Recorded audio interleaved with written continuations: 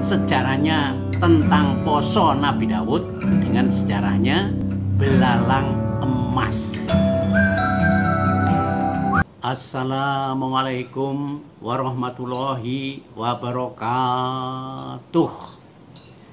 Alhamdulillah, muga-muga Gusti Allah paring manfaat dan barokahnya.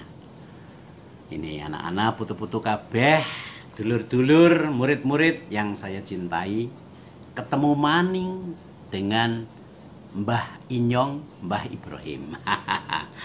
Kali ini tak dongeng sejarahnya tentang poso Nabi Daud, kemudian sekalian dengan sejarahnya belalang emas. Kepribadian sih ceritane. Jadi gini, suatu saat itu, sahdan Nabi Daud itu lagi santai-santai lah gitu di istananya, gitu. Tahu-tahu kok lewat di depannya belalang emas. Loh, belalang emas ini. Wah itu, sebab kalau belalang kan rata-rata ndak ada yang belalang emas, perak aja ndak ada, Niki belalang emas. Lah kepengin dimiliki oleh Nabi Daud, dikejar keluar istana, tahu-tahu kok masuk ke tempat panglima perangnya. Wah udah kepalang karena kepengin mendapatkan belalang emas. Nabi Daud masuk, nggak taunya terus ke kamar mandi. Lah di dalam kamar mandi itu ndak taunya ada istrinya panglima perang yang cantik, moblong. Waduh, ketiwasan akhirnya malu. Nabi Daud ya baliklah. Tapi dalam benaknya Nabi Daud terus punya pikiran yang boten-boten terus lho.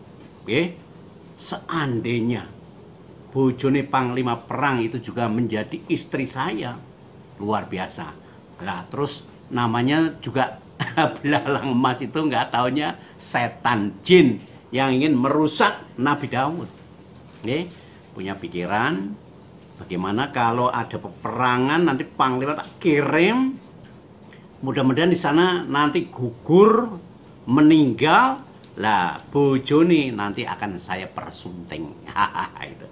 Nggak taunya bener ada perang, kirim panglima perangnya. Bener para sedulur, nggak taunya meninggal di sana, gugur sebagai pahlawan di sana. Akhirnya istrinya menjadi istrinya Nabi Daud. Padahal saat itu Nabi Daud sudah punya istri 99, 99 dari wonten ketentuan surat An-Nisa niku nggih. Lah suatu saat Nabi Daud itu lagi tausiah di depan rakyatnya, di depan jamaahnya, kok wonten tamu 2 malaikat. Nggih wong lah biasa gitu. Tapi kayaknya nyolowati orang ini. Lah di tengah-tengah tausiahnya Nabi Daud itu, salah satu dari tamu tadi bertanya kepada Nabi Daud, nyuwun pangapunten Nabi Daud, nggih wonten apa? Wah, itu kalau cara Purworejo. Maaf Nabi, saya mau bertanya, tapi mudah-mudahan Nabi Daud berkenan. Ya udah, takono. Ini ada orang punya kambing sudah 99. Jadi dia sudah punya kambing 99. Lah kok dia masih ngincer kambing tetangganya, padahal tetangganya hanya 1. Langsung blek, merasa waduh ada nasihat. Kemudian diselidik-selidik, wah pasti ini bukan manusia biasa. Lah saat itu akhirnya getunya nggak habis-habis. Tapi bagaimana orang panglima perangnya sudah meninggal itu, Nah kemudian, mulai saat itu merasa baru tersadar. Akhirnya saking getunya, mau berminta maaf ya, panglima perangnya sudah meninggal, gitu. Akhirnya berdoa kepada Allah.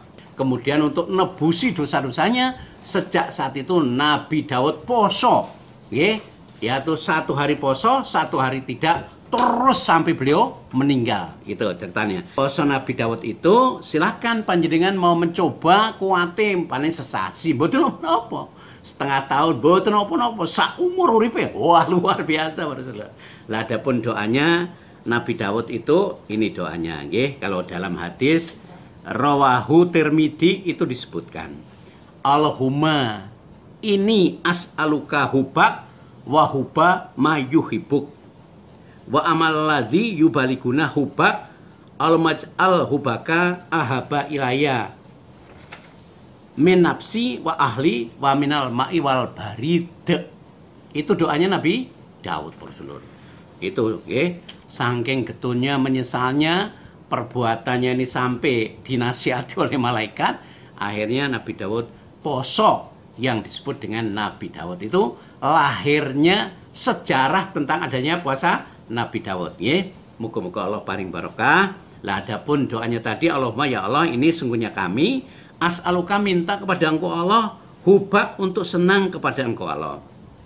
Wahuba, dan senang, min man, pada orang, yuhibuka, yang senang dia kepada Engkau Allah. Wa amala, dan amal, alati, yang yubalikuni, mendatangkan amal pada kami, hubaka, senang pada Engkau Allah. Allahumma ya Allah, ij'al, jadikanlah hubak, senang kami kepada Engkau, wahuba, dan lebih senang kami, ahaba, lebih senang kami, ilaya, dibanding dengan diri kami, menafsi, dari diri kami, wahli, dan dari keluarga kami, wa minal ma'i, dan dari air baride, yang dingin. Itu dalam hadis rawahu Tirmidzi. Jadi ini bukan cerita golo-godong, Boslur, tapi ini cerita barang hak, cerita tentang sejarah adanya puasa Nabi Daud. Yang keduanya tentang cerita belalang emas. Muga-muga Allah paring barokah. Bagaimana cerita Nabi Daud yang berikutnya?